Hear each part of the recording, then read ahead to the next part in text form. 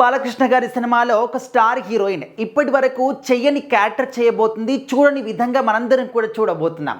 అది కూడా కొరటాల శివ గారి కాంబినేషన్లో రాబోతున్నటువంటి బాలయ్య బాబు గారి క్రేజీ సినిమా. ఇప్పటి వరకు బాలకృష్ణ గారు చేసినటువంటి ప్రతి ఒక్క సినిమాని కూడా సూపర్ డూపర్ హిట్ అవుతూ ఉన్నాయి. అందరం కూడా ఆయన యొక్క మేనియాన్ని ఎక్స్పీరియన్స్ చేస్తూ వస్తూ ఉన్నాం కూడా. ఇప్పటి వరకు వరుసగా 5-6 సినిమాలు బ్లాక్ బస్టర్ హిట్లుగా చేస్తూ వస్తున్నారు. లాస్ట్ టైం వచ్చినటువంటి అఖండ 2 సినిమా కూడా సూపర్ డూపర్ హిట్ అయింది. సో ఇప్పుడు రాబోతున్నటువంటి ఈ సినిమాల కోసం మాత్రం ప్రేక్షకులు ఎంత ఈగర్గా వెయిట్ చేస్తున్నామంటే మాటల్లో చెప్పలేరన్నమాట. ఎందుకంటే బాలకృష్ణ గారి సినిమాలు అంటే ఒక డైలాగ్స్ కావచ్చు, ఆయన యాక్టింగ్ కావచ్చు, సాంగ్స్ కావచ్చు, స్టోరీ కావచ్చు, చాలా అద్భుతంగా ఉంటాయన్నమాట. ఇప్పటి వరకు కూడా మనం చూస్తూ వస్తున్నాము. బాలకృష్ణ గారితో పాటున్నటువంటి అంటే ఆయన జనరేషన్ హీరోలు అందరూ కూడా చిరంజీవి గారు కావచ్చు, నాగార్జున గారు కావచ్చు, సో వీళ్ళందరూ కూడా ఉన్నారనమాట. అయినప్పటికీ కూడా వాళ్ళకన్నా ఎక్కువగా బాలకృష్ణ గారి సినిమాలు చేస్తూ వాళ్ళకన్నా ఎక్కువగా సినిమాల్ని హిట్ కూడా చేస్తున్నారనమాట. ఆ విధంగా హిట్ మ్యానియాని ఇంకా కూడా కొనసాగిస్తూ వస్తున్నారు.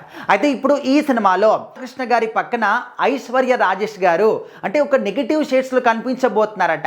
అసలు ఈ మాట వింటుంటే మనకు చాలా ఆశ్చర్యం అనిపించవచ్చు. సో రీసెంట్గా సోషల్ మీడియాలో మాత్రం చాలా భారీ ఎత్తున మాట్లాడుకుంటూ ఉన్నారనమాట.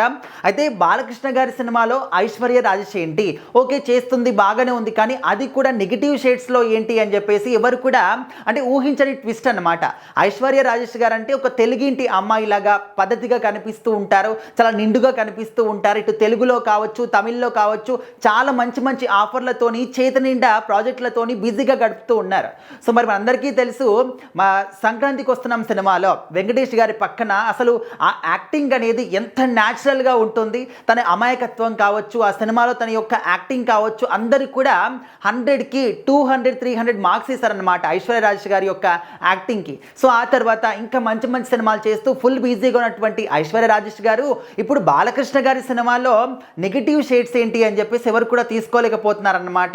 సో అంటే వచ్చిన తర్వాత ఏ విధంగా ఉంటుంది మనం చెప్పగలుగుతాం, కానీ ఇప్పుడే ఆ విధంగా అనడం కూడా కరెక్ట్ కాదు.